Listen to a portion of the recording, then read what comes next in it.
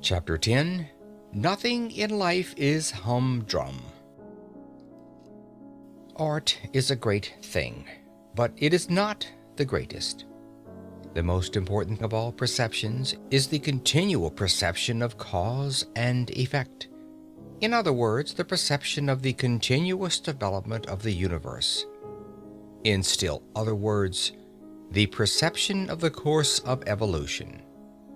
When one has thoroughly got imbued into one's head the leading truth that nothing happens without a cause, one grows not only large-minded, but large-hearted.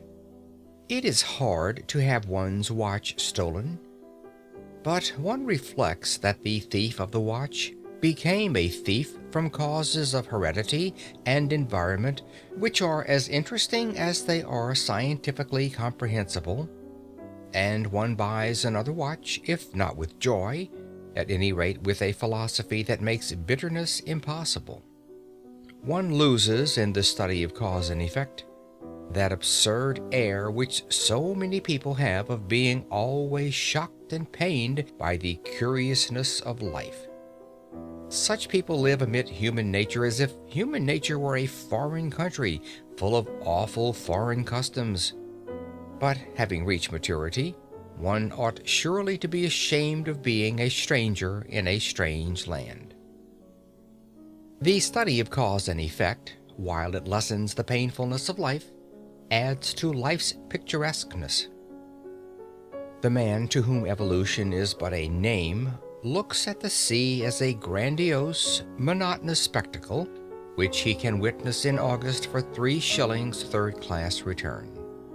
The man who is imbued with the idea of development, of continuous cause and effect, perceives in the sea an element which in the day before yesterday of geology was vapor, which yesterday was boiling, and which tomorrow will inevitably be ice. He perceives that a liquid is merely something on its way to be solid, and he is penetrated by a sense of the tremendous changeful picturesqueness of life. Nothing will afford a more durable satisfaction than the constantly cultivated appreciation of this. It is the end of all science. Cause and effect are to be found everywhere. Rents went up in Shepherd's Bush. It was painful and shocking that rents should go up in Shepherd's Bush. But to a certain point, we are all scientific students of cause and effect, and there was not a clerk lunching at Lyon's restaurant who did not scientifically put 2 and 2 together and see in the once 2-penny tube the cause of an excessive demand for wigwams in Shepherd's Bush, and the excessive demand for wigwams the cause of the increase in the price of wigwams.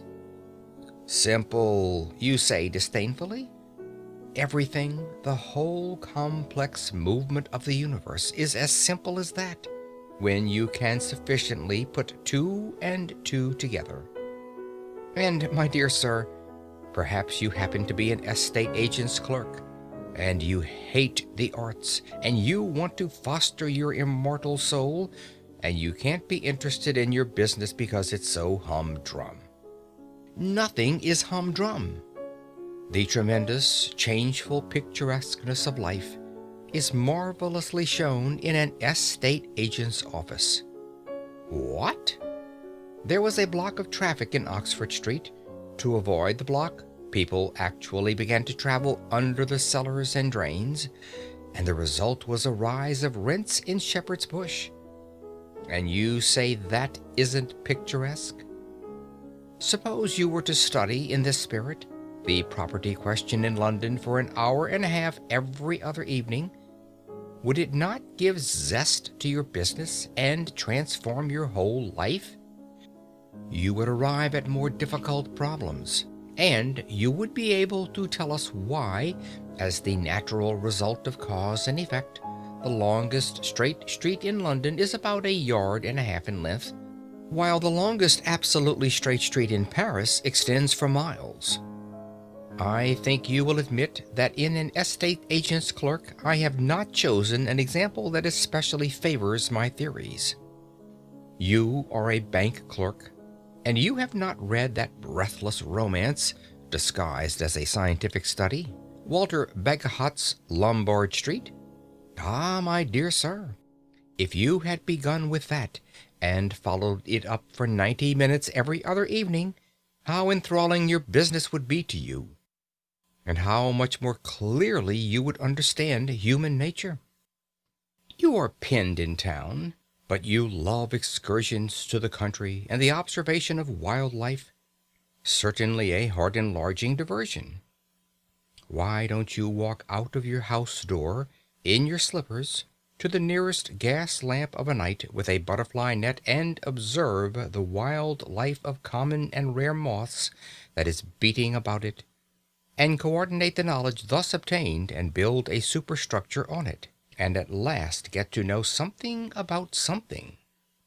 You need not be devoted to the arts, not to literature, in order to live fully. The whole field of daily habit and scene is waiting to satisfy that curiosity which means life, and the satisfaction of which means an understanding heart. I promised to deal with your case, O man who hates art and literature, and I have dealt with it. I now come to the case of the person, happily very common, who does like reading. End of chapter 10.